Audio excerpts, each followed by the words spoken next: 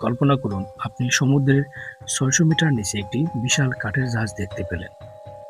জাহাজটি ৩০০ বছরেরও বেশি সময় ধরে অন্ধকার সমুদ্রের তলায় পড়ে আছে, কিন্তু সেটি সাধারণ কোনো জাহাজ নয়। ইতিহাসবিদদের মতে এর ভেতরে রয়েছে সোনা, রূপা, পান্তা ও মূল্যবান মুদ্রার ভরা অসংখ্য সিন্ধুক, যার সম্ভাব্য মূল্য আজকের হিসাবে বিলিয়ন বিলিয়ন ডলার হতে পারে। শত শত অভিযাত্রী এই ধন খুঁজতে নেমেছে, দেশের পর দেশ এই মালিকানা দাবি করেছে। কিন্তু প্রশ্ন একটাই, এই জাহাজের ধন আসলে কার? ১৭০৮ সাল, সেই সময় স্প্যানিশ সাম্রাজ্য বিশ্বের অন্যতম শক্তিশালী সাম্রাজ্য। দক্ষিণ আমেরিকার খনি থেকে সোনা, রূপা এবং পান্না সংগ্রহ করে জাহাজে তোলা হতো।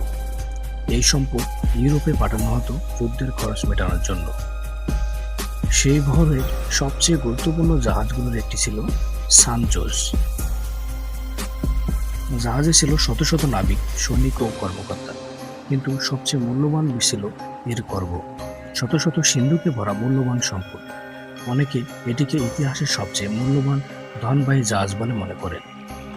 ১৭০৮ সালের জুন মাস, কলম্বিয়ার উপকূলের কাছে স্প্যানিশ বহরের মুখোমুখি হয় ব্রিটিশ যুদ্ধজাহাজ। শুরু হয় ভয়ঙ্কর নৌযুদ্ধ।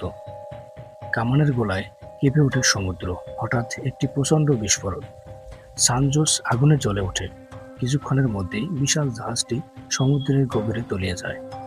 ইতিহাস অনুযায়ী জাহাজে থাকা অধিকাংশই মানুষ প্রাণ হারায়, সঙ্গে হারিয়ে যায় অমূল্য ধন সম্পদ। এরপর কেটে যায় শতাব্দীর পর শতাব্দী।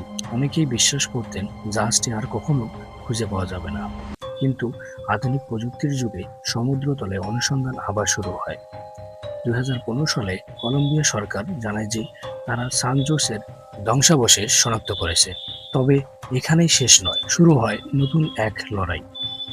এই ধনের মালিককে, কলম্বিয়া নাকি স্পেন, নাকি যেসব আদিবাসী জনগোষ্ঠীর ভূমি থেকে একসময় এসব সম্পদ সংগ্রহ করা হয়েছিল? এই প্রশ্নের উত্তর এখনো আজও পুরোপুরি মেলেনি। আজও সমুদ্রের গভীরে শুয়ে আছে সেই জাহাজ। সোনা রূপা হয়তো এখনো সিন্ধুকের ভেতরেই আছে, কিন্তু সেই ধন কেবল সম্পদের গল্প নয়, একটি যুদ্ধ, সাম্রাজ্য, মানুষের লোভ এবং ইতিহাসের গল্প। সম্ভবত একদিন সেই ধন পুরোপুরি উদ্ধার হবে, কিন্তু এখনো প্রশ্নটি থেকে যাবে, এই ধন আসলে প্রাপ্য কার? আপনার কি মনে হয়, যদি এই ধন একদিন পুরোপুরি উদ্ধার হয়, তাহলে সেটির মালিক হওয়া উচিত কার? কমেন্ট বক্সে আপনার মতামত লিখুন।